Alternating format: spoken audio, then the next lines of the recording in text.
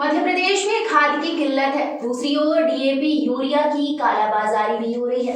भोपाल में एक दुकानदार पर एफआईआर दर्ज हो चुकी है। वहीं भोपाल, टीकमगढ़, सागर समेत कई जिलों में किसान खाद के लिए हंगामा कर चुके हैं।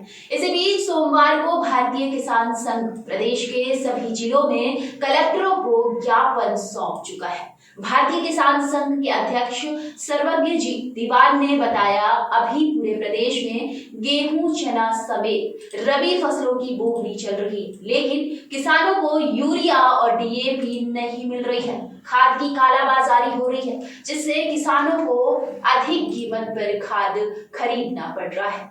2 दिन पहले सरकार को व्यवस्था सुधारने को कहा था, पर ऐसा नहीं हुआ। इसलिए सोमवार को संघ प्रदेश के सभी जिलों में मुख्यमंत्री के नाम कलेक्टरों को ज्ञापन सौंप चुका है। अच्छी बारिश होने के बाद मध्य प्रदेश में किसान गेहूं, चने समेत अन्य रबी फसलों की बुवाई कर रहे हैं। इस दौरान डीएपी, डाई अमोनियम फॉस्फेट की जरूरत रहती है। इसलिए किसान सोसाइटियों के अलावा प्राइवेट दुकानों से भी खाद खरीद रहे हैं, लेकिन उन्हें इसके बदले ज्यादा कीमत चुकानी पड़ रही है। भोपाल में ऐसा ही मामला सामने आ चुका है। भोपाल के बैरसिया थाने में नरसिंहगढ़ रोड स्थित गौर कृषि सेवा केंद्र के संचालक कमल सिंह गौर के विरुद्ध उर्वरक नियंत्रक आदेश 1985 के प्रावधानों के तहत धारा 345 एवं आवश्यक वस्तु अधिनियम 1955 की धारा 37 के तहत एफआईआर दर्ज की गई है। यह सीजन में भोपाल में खाद विक्रेता पर पहली बड़ी कार्रवाई है। भोपाल के बैरसिया में जो मामला सामने आया, उसमें 1350 रुपए प्रति बोरी के हिसाब से मिलने वाली डीएपी खाद को 500 रुपए ज्यादा लेकर 1850 रुपए में बेचना सामने आया। वहीं 267 रुपए कीमत की यूरिया की एक बोरी के 340 रुपए लिए गए। एसडीएम आशुतोष शर्मा की जांच में यह सामने आया था। इसके बाद गोदाम और दुकान सील कर दी गई थी।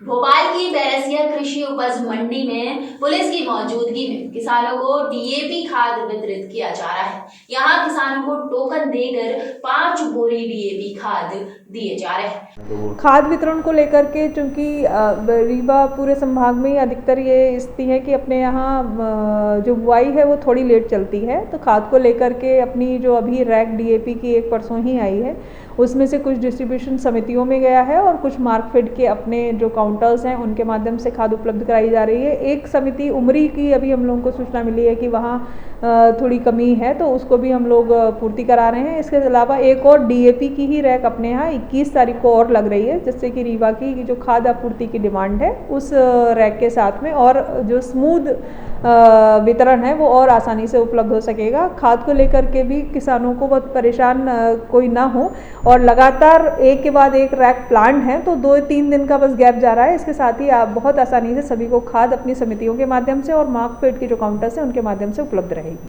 तो ये थी मध्य प्रदेश की खाद समस्या। बने रहिए आदर्श न्यूज़ 9 में। जल्द मिलेंगे एक और बड़ी खबर के साथ। तब तक के लिए नमस्कार।